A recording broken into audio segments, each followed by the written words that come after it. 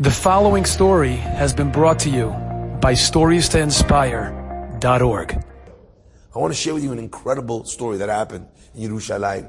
In Yerushalayim, there was a poor, simple man, honest, righteous man. He was a shochet. One night he goes to bed, and he wakes up in the morning, and he's shaking.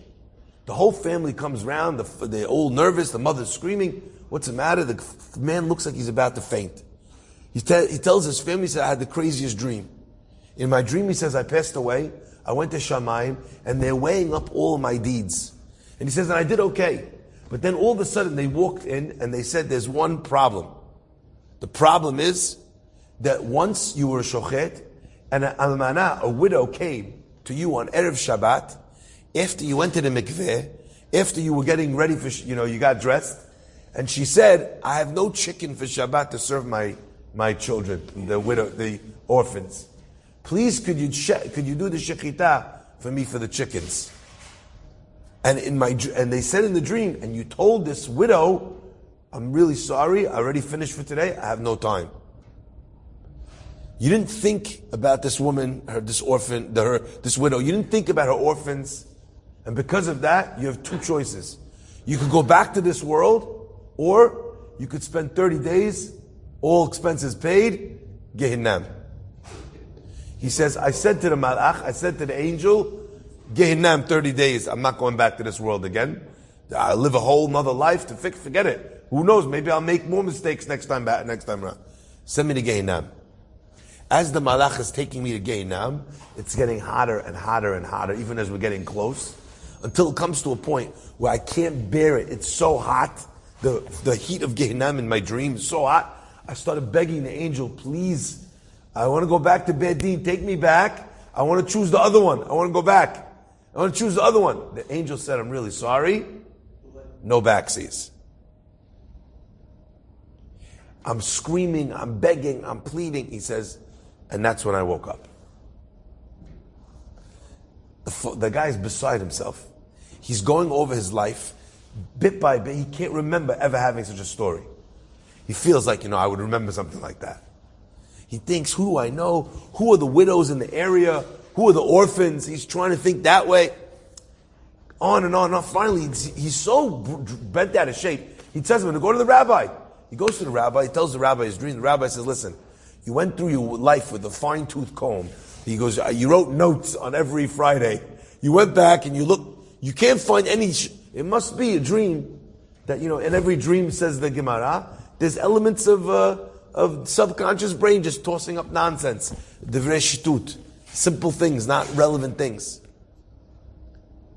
They try to comfort him, but the guy's going nuts. He goes to speak to every chacham, every tzaddik. No one could give him an answer.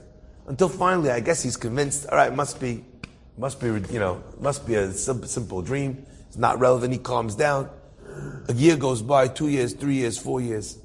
20 years go by from the story. One Erev Shabbat, he's on his way to the mikveh. He's getting dressed late. A woman comes up to him, she says, excuse me, is there any way, I know it's late, would you mind, could you slaughter this chicken for me? I don't have any chicken this week, but I didn't go on time.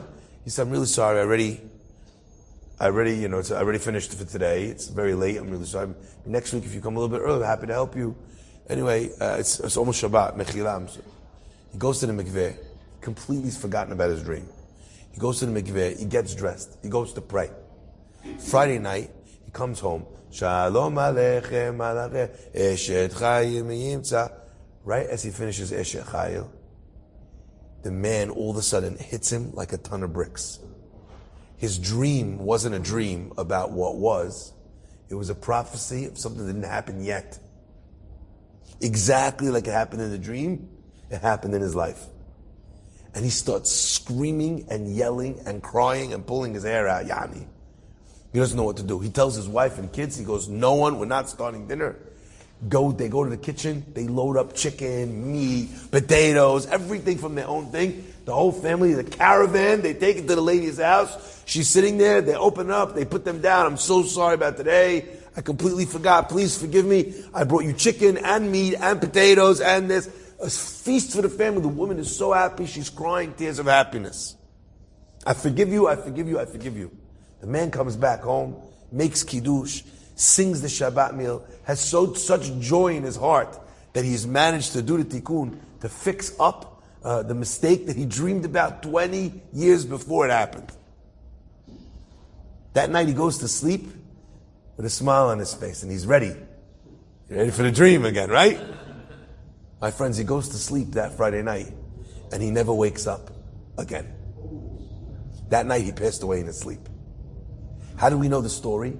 The family themselves, after the Shiva, when they put out a little booklet of all of the deeds of his life, this story actually appears by the family themselves about their father.